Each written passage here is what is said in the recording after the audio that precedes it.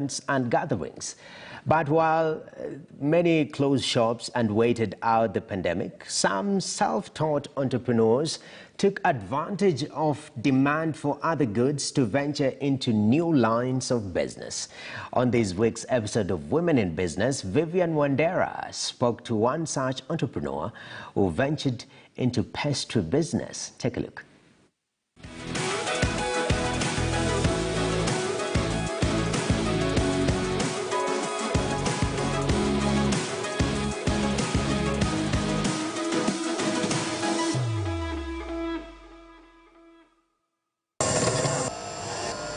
At the height of the COVID-19 pandemic, Aman Bansal saw a decline in demand for her services. Aman was a makeup artist. With events such as weddings and other social gatherings being prohibited, her business was all but closed. It was then that she reignited her passion for pastries and donuts in particular.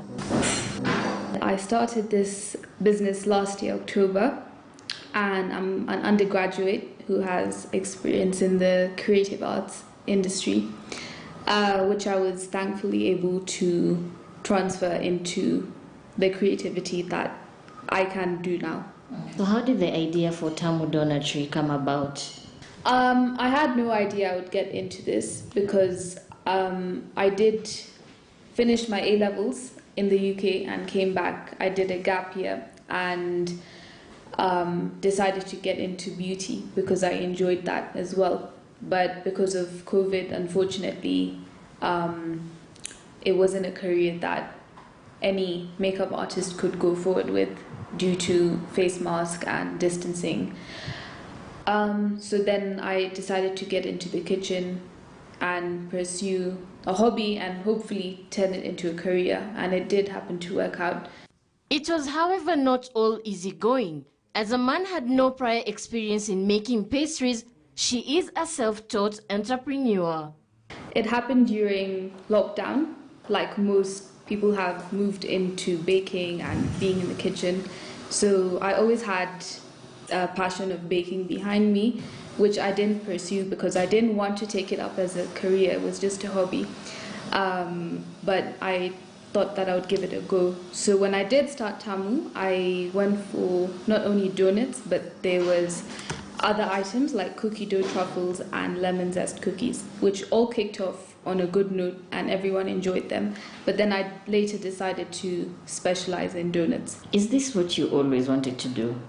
I had no idea I would get into this because I did finish my A-levels in the UK and came back. I did a gap year and decided to get into beauty because I enjoyed that as well. But because of COVID, unfortunately, it wasn't a career that any makeup artist could go forward with due to face mask and distancing. So then I decided to get into the kitchen and pursue a hobby and hopefully turn it into a career, and it did happen to work out.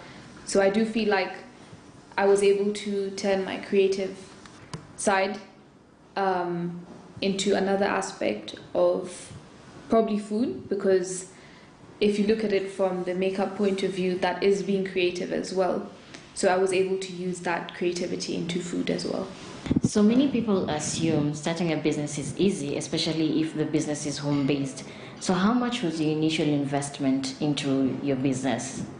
I think it was about 60,000, yeah, 60 to 80,000. I was really invested in designing my logo and how exactly I want the packaging to look. So that took most of my time as well, because when I got into the kitchen, I was experimenting with all kinds of flavors and dishes, so it wasn't concentrated on one particular food product. So most of my time, energy, and probably capital was invested in the packaging before we did move on to specializing in a donut. So how does she stay ahead of the competition? Well, we live in a dynamic world, I believe. You have to stay innovative to be on top of your competition and whoever's interested in making a food product. So it is important to keep looking for new ideas, and it's just trial and error in the kitchen until you get it right. And that's how we come about releasing new flavors and seasonal flavors as well. Though this was her second stab at business, it came with its fair share of lessons. Time frame is really important in the kitchen. We face a lot of pressure every day because of the amount of orders we get, and we do try to fit in as many as possible in a day rather than turn a customer down. But we do have time limits, so it's a set system where the order will have to be moved to the next day if it's beyond our time. Finding new products to release, because customers do get tired of purchasing the same flavors. Also, the delivery process as well. So ensuring a customer gets their delivery on time. Things like rain as well can be a challenging factor, or if the bike breaks down during delivery, how to deal with that on the spot. What lessons have you learned about running a business that you didn't know back in 2020 when you started Tamu Doughnutery? It takes a lot of patience, courage, to get through every step of it.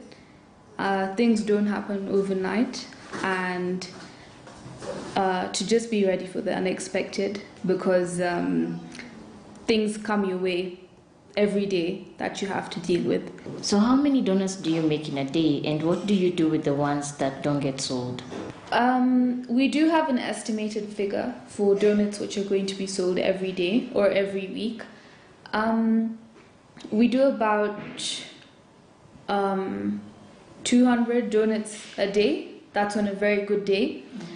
And the remaining donuts we tend to advertise that on our social media, that we have a box available, and whoever's ready to purchase it often buys it, but in very rare cases the donuts would be left behind, or we do put them on discount if they're left over waiting to be sold. What advice would you give other women who are looking to start their own businesses? I would encourage them to go for it. Believe in themselves. It starts there, believe in yourself, because it's very easy to step back, but once you believe in yourself, everyone else will believe in your product. Because you can't expect someone else to believe in yourself if you don't.